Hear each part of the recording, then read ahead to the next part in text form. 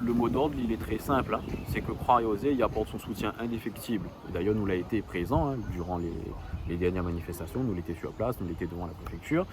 Il apporte son soutien indéfectible à l'intersyndicale que est à l'initiative d'un mouvement de grève devant la préfecture pour forcer la négociation avec les industriels et avec les services déconcentrés de l'État autour de la future convention Cannes 2022-2027. Les planteurs, les coincés entre le marteau et l'enclume. Les coincés entre le marteau et l'enclume parce que d'un côté, Zati essaye de négocier une revalorisation du prix de revente de la canne à l'industriel sucrier Tereos, et de l'autre, Zati essaye de renégocier une revalorisation du prix de la bagasse, que est actuellement considéré comme un déchet, et non pas comme un produit dérivé de la canne à sucre, avec Albioma. Sauf que Albioma, il demande à Zat, ok, pas de souci, il accepte de revaloriser, sachant que c'est pas lui qui est revalorisé, c'est l'État. Enfin, c'est l'État qui paye. Donc, il accepte de revaloriser, à condition que Zat fournit à moi une canne à sucre que l'est beaucoup plus riche en points de fibre, donc de 15 à 20%. Mais dans ce cas, vois avec Tereos si Zat est d'accord pour broyer cette canne pour revendre à moi ensuite la bagasse. Le score de la Bourdonnais est très bien. Taper à la porte de la préfecture est très bien. Mais peut-être que taper à la porte du conseil régional, il serait encore mieux. Pourquoi? Pourquoi taper à la porte du conseil régional? Pour la simple et bonne raison que aujourd'hui les discussions autour, parce que c'est une discussion autour de l'énergie, donc les discussions autour de l'énergie, les guider, du moins il doit être conforme à ce que nous appelle le PPE, donc la programmation pluriannuelle de l'énergie sur 7 ans. Et c'est une spécificité de la Réunion, des Outre-mer et de la Corse. La PPE pour les Outre-mer, donc pour la Réunion, l'est adoptée par le Conseil régional.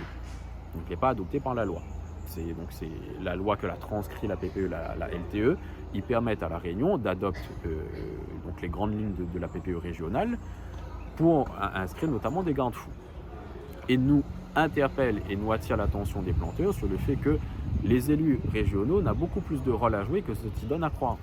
On a beaucoup plus de rôle à jouer dans cette crise de la Convention Cannes pour instaurer des garde-fous et pour peut-être consacrer les revendications que ZTI essaie d'obtenir par la négociation avec les industriels, notamment l'instauration d'un prix plancher, la revalorisation du prix de la canne et du prix de la bagasse, la requalification de la bagasse comme étant un produit dérivé et non plus un déchet, et nous, en tant que consommateurs d'électricité, peut-être également l'instauration d'une garantie selon laquelle ne sera pas pris en otage dans cette négociation et ne sera pas payé finalement l'augmentation du prix de l'électricité si d'aventure Albioma décide d'augmenter et de répercuter le fruit de ces négociations sur le prix du mégawattheure que lui revendent à EDF. Pour moi, là c'est notre avis et c'est d'ailleurs un des sujets sur lesquels nous l'avons martelé pendant la campagne législative et c'est aussi pour ça que nous l'a adjoint débrief de la campagne législative et question de souveraineté énergétique autour de la Convention Cannes parce que les deux en fait sont éminemment liés. Quand nous l'a fait une campagne législative, c'est pas pour avoir un mandat, c'était pour avoir une caisse de résonance sur des préoccupations majeures. Où ça, il est la logique dans l'éclatement des compétences que nous connaissons à la Réunion.